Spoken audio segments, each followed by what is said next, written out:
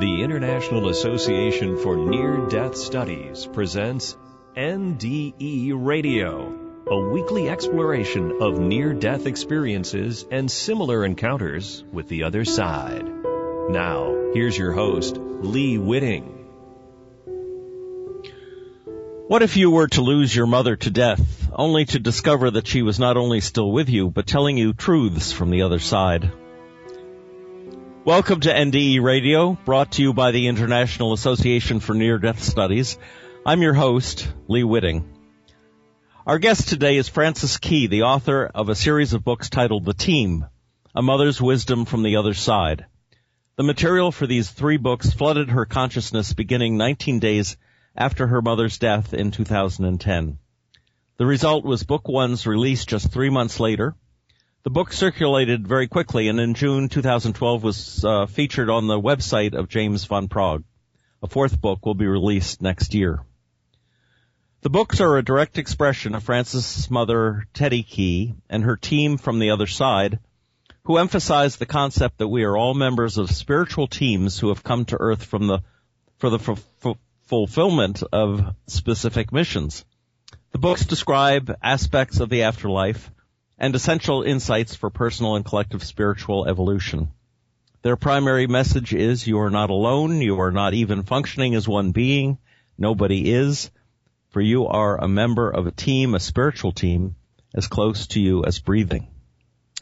Frances considered her mother to be her spiritual teacher all throughout her life, and while she had hoped to she'd hoped for contact after death, she was stunned at the intensity and clarity of the communication they shared. She often feels she traveled with her mother part of the way to the other side to receive the impressions that she did. Understandably, her perception of physical life has never been the same since. Frances, welcome to NDE Radio. Hello, I'm so glad to be here. Well, we're glad to have you here, and I think this is going to be a very interesting discussion. Perhaps you could begin, Frances, by telling us about your mom and how she came to contact you after her death. Okay, well, as you described, my mother was always my spiritual teacher. In a very young age, she recognized in me an authentic spiritual yearning, and she took me to explore different religions. She encouraged my natural writing ability and my love of classical music. And when spiritual experiences began at a very young age for me, and she was there to explain them and to help me. At age 10, I was doing automatic writing. And after that, I became a little bit leery of it all and sort of distanced myself. But my mother really walked by my side throughout all these experiences I had. So when I cared for her during her death, she died at age 86 of cancer. And for 20 months, the family and we took care of her. She died at home. I was so focused on her condition that I didn't give it a great deal of thought. But in my heart, I always felt that we would remain connected because I certainly had this mindset that we're much more than the physical body. But I never could have imagined 19 days after she died, I was on an airplane to go to New York to see my 2 daughters that lived there. And I looked out the window and just posed a question in my mind, really, sort of through tears, looking out the beautiful clouds and just asking, Mom, what is distance like for you? And truly, I heard her voice, clear and unmistakably hers. She was from Australia and had this beautiful accent. And I guess you could compare hearing her voice to sort of like when you have a song in your head and you can hear all the orchestration, you can hear the backup singers, you can hear all the every intricacy of the song in your head. Where is that in your head? Where is that? I could hear her voice as if she were talking to me, next to me. And she answered my question about distance, which is in the book. but rather lengthy, so I won't go into it right now. But okay. she, it for a while on this hour-and-a-half plane ride, it was just this constant flow of conversation, and I really felt like it was going to be a personal experience. I even talked to her some about my life, about my regrets, apologies I felt that needed to be made, many things of that nature. It didn't occur to me that when I got off the plane, this was going to continue in great intensity for close to a year. Now, the first flood was about 3 weeks of this awareness of her voice, and then after that, it became more of a not as common event, but more of an instant downloading, as if somebody could put the plot and characters of an entire movie into your head in 1 second, and you knew the beginning, the middle, and the end.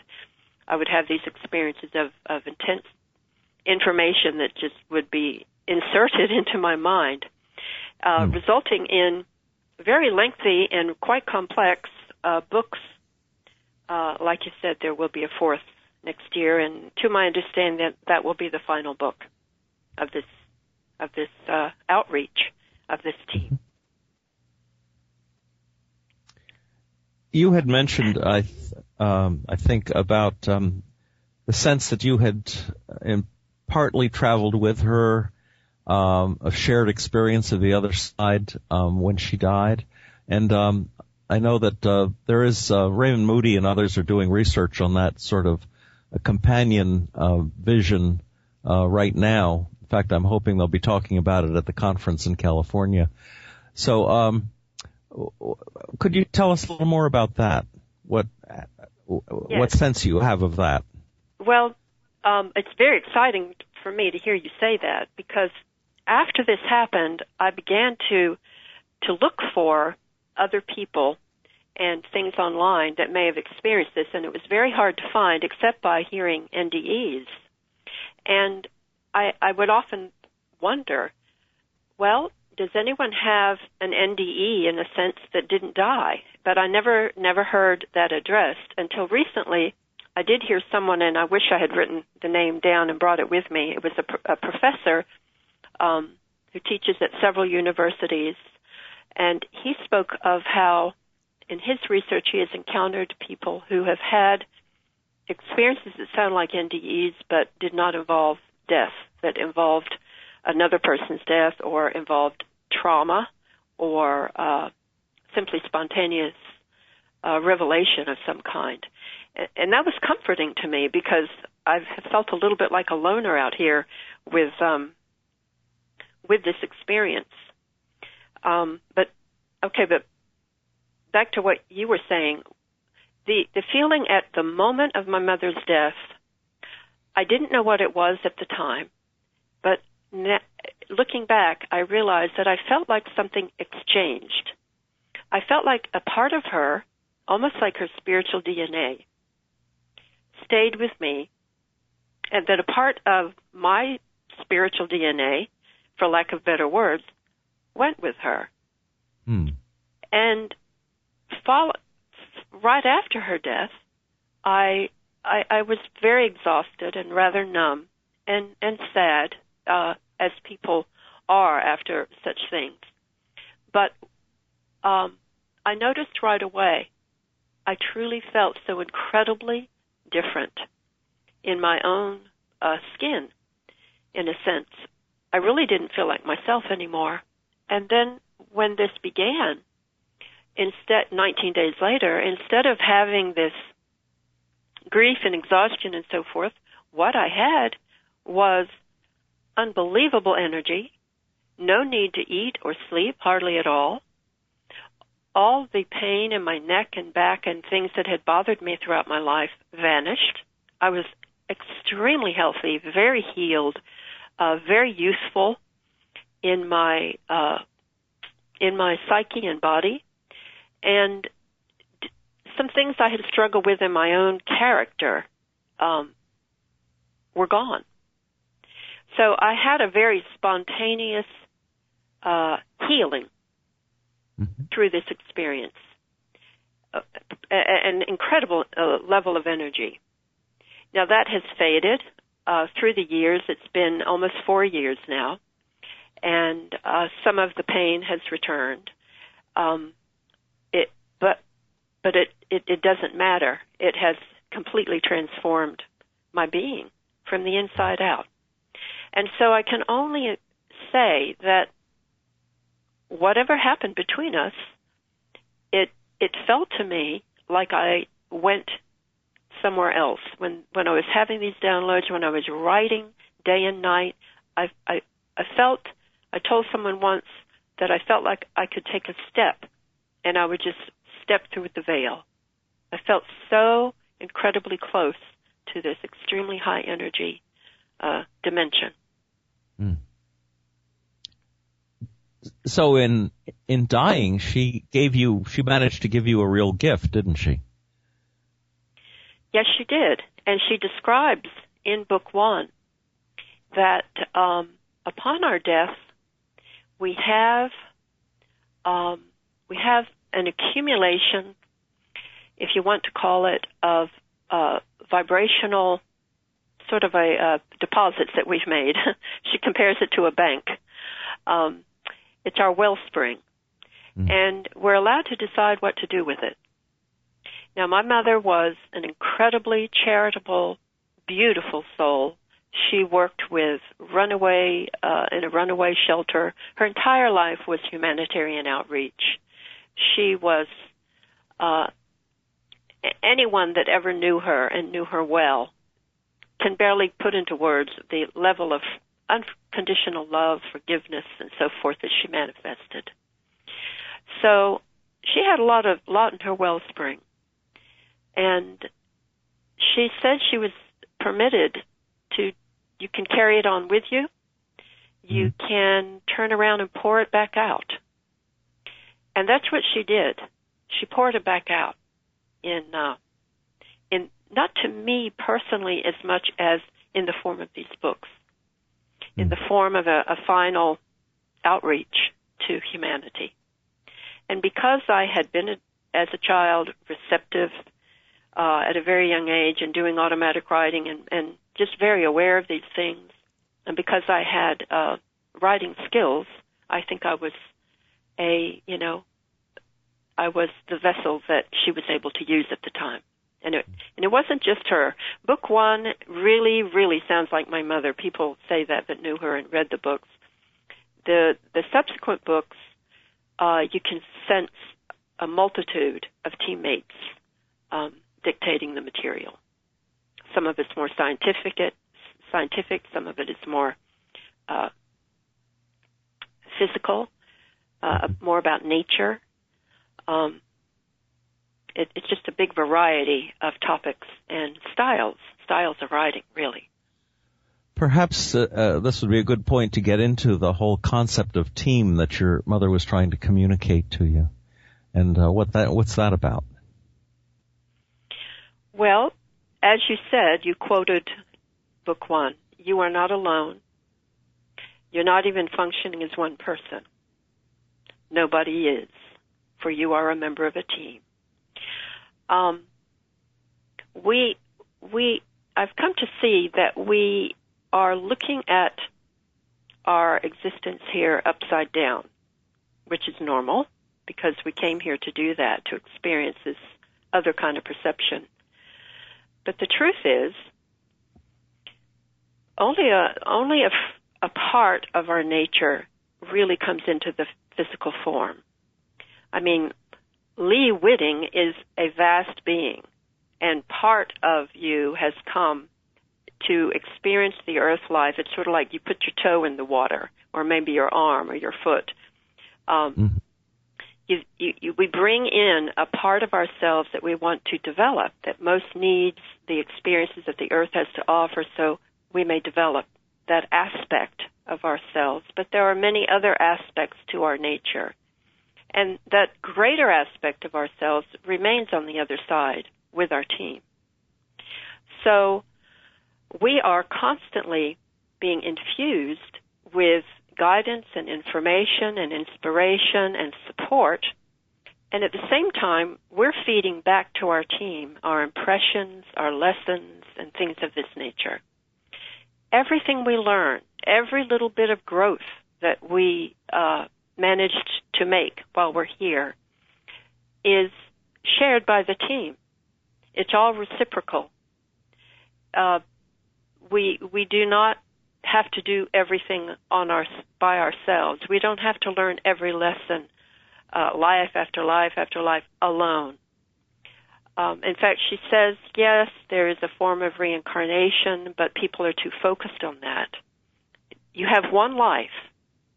You simply live it in many different forms and in different dimensions. But you think of yourself as one life and one being. And don't get so hung up on this life and this life, and any more than we do that today is Monday and tomorrow's Tuesday. It doesn't matter. It's a week. It's a life. Think of yourself as one life. So now, who are our teammates? Are they angels? Are they family members? Are they human beings who've passed on? What is the team itself? And this is part of the upside down perspective. The only way that we have a relationship with anybody on the earth is because this greater aspect of ourselves has a relationship on the other side. You cannot have a relationship with a spouse. You will never meet that person or interact with that person unless the greater parts of you are already connected on the other side. It's not from the ground up. It's from the up down to the ground. And so a lot of our fears about losing loved ones when they pass we are forgetting that the only reason we were connected on the earth is because we have this relationship at a higher level, and it filtered down to the earth. Even now, you and I speaking, this is a reflection of something that we are doing together on the other side. So, in answer to your question about who are our teammates, our teammates are beings similar to us who are working from the same vibrational sphere. And you can just think of it as a meeting hall, that there's a certain mission to accomplish, and that these teammates come together, and you are dearly loved by one another as if you would be if you were working with a team of close loved ones here on earth on a wonderful project. Mm. So, yes, they may come in as family members. They may come in as instigators in your life to try to help you overcome something that you're trying to learn in this life. They may come in as parents. They may come in as what you might call an enemy. It was given an example to me that presidential candidates may run on opposite sides here on earth to give people the experience of the contrasting views, but on the other side, they're working together as teammates. So you can't just go through your life, looking for I think this one's my teammate and this one's not my teammate. But I would say that they are people who you encounter, and they are beings, souls in bodies that you encounter, who are there to help us wake up and complete our mission. There are, of course, many dysfunctional families. I mean, you had an incredibly special relationship with your mother, but some folks out there have nothing but antagonism and anger and frustration in their family relationships. So are you saying that the supporting team members do this to you in order to teach you something, or does that indicate that they aren't actually part of your team? Well, I don't think I personally have a way to define for anybody else who are their teammates. But all through these books, it's pointed out that difficult situations with people who we feel have brought us pain is often someone in our midst who we wish to encounter so that we can practice what we need to learn in that situation. As hard to accept as that is, and believe me, it's hard for me to accept at times. I did have an incredible relationship with my mother, but I didn't with other people in my family, and I didn't with many other people I've encountered in life. You know, there have been many painful experiences in my life. But as it's explained in Book 4, when we leave this earth, we do not retain any pain or anger or hurt. We are like miners sifting through the mud to find the gold, and we take the gold back with us to share with our team, to share the wealth of wisdom with our team. We do not retain anything that is connected to the physical, emotional, or mental bodies. They are tools temporarily while we're here. Well, if that's the case, then how have we learned a permanent lesson if we don't recall the suffering that we went through or the suffering we inflicted on others? How is it integrated into our spiritual selves so that it makes a learning experience that we keep with us after we die? Well, she did describe that we do review our life, that we do experience immediately after leaving the body, that we do experience what our life consisted of and how others felt as a result of our actions and thoughts, and how it fits in with the big, big, big picture of all our lives, our entire life, as it extends through time, linear time on Earth anyway. Yes. We see how it all fits together, but we don't linger in that. What we take is the gold. We take the gold out of the mud, and it may be a small amount, it may be a large amount, and we move on. But it isn't that we aren't aware at all, but we don't have to stay in that. Now, what the life review, as I understand it, is very different for different people. And I have no doubt that if we have inflicted horrific things to others, experiencing and understanding those horrific things, in comparison with the incredible light and love and beauty that we are aware of around us and that we are destined to be, to rise up and meet, would cause a phase of suffering, a phase of sadness as we looked at that. I mean, I've heard from the NDEs, I've heard people say they review their life and they're assisted by other beings not to be too hard on themselves. They're completely filled with forgiveness and things like that. But having gone through that experience, I just don't know, how that would be for each individual. Let me try one. Okay, go ahead. One more, let's call it an analogy to the team situation. St. Paul said we're already seated in the heavenlies, and that has always conjured up for me an image of our bodies on earth, our beings on earth being somewhat like avatars in a computer game. And when you talk about the team up there, it's almost like they are competing or they're aiding in a mutual game that they're playing, that we're a part of, and we're just the character that they're manipulating from on high. Does that sound at all like what you're talking about? Well, I don't know. I can't agree with that because we aren't manipulated.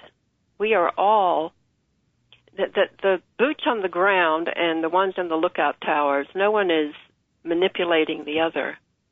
However, some have a wider view from the lookout tower, and those boots on the ground can receive information and enlighten their path if they're willing.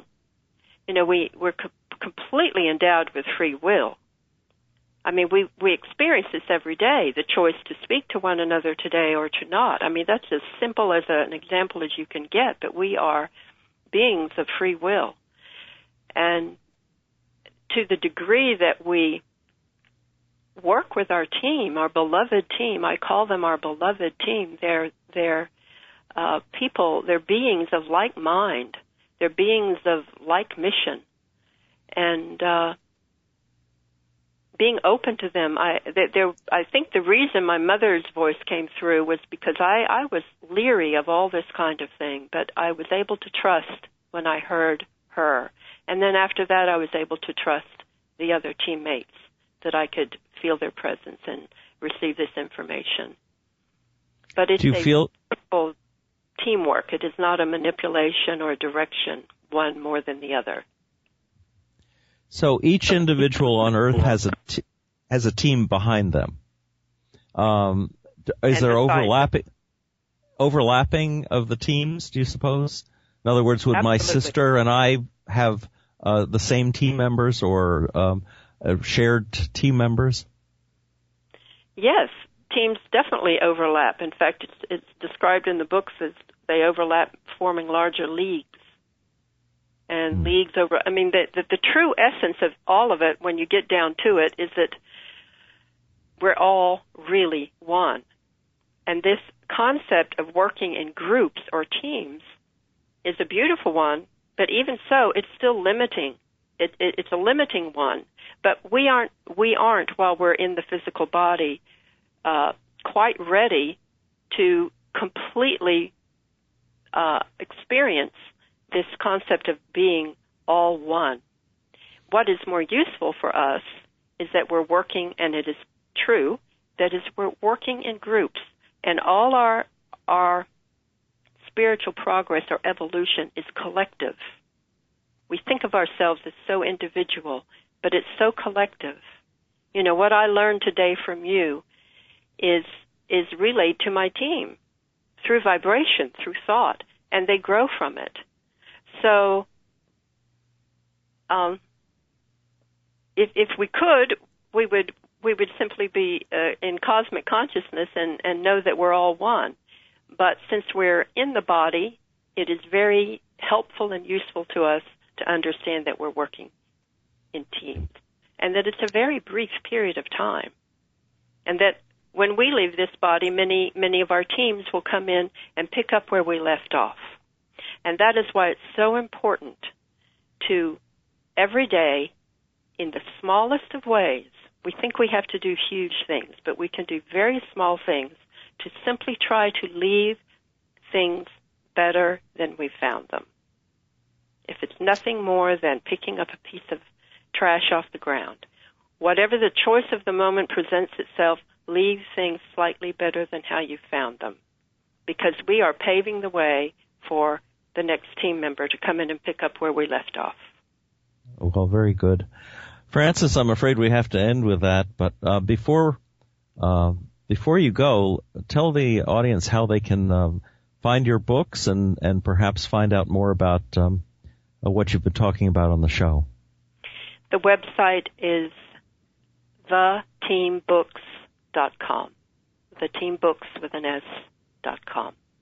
Okay, and I understand you're off to Australia to give some talks about the subject? Yes, I'm really off to Australia for a lengthy visit, and I'm going through a number of cities, and I will be speaking at the Theosophical Society in Sydney, and the Theosophical Bookstore in Melbourne, and a spiritualist church as well, and a couple of other places, hopefully, along the way. I'm a dual citizen of Australia and America, and I was told from the start that these books are to be shared in Australia. So I'm ready to fulfill that part of the agreement. Excellent. Well, you have a wonderful trip. And thank you so much for being our guest today on NDE Radio. For our listeners, if you would like to listen to this show again or any other of our programs, please visit our website at nderadio.org. And for more information about IANDS, please check that website at iands.org. Don't forget, there will be information on that site about our upcoming Labor Day weekend conference on NDE's Health and Healing in Newport Beach, California. And that's August 28th through the 31st. That's Labor Day weekend. I look forward to seeing you there. Thanks for listening.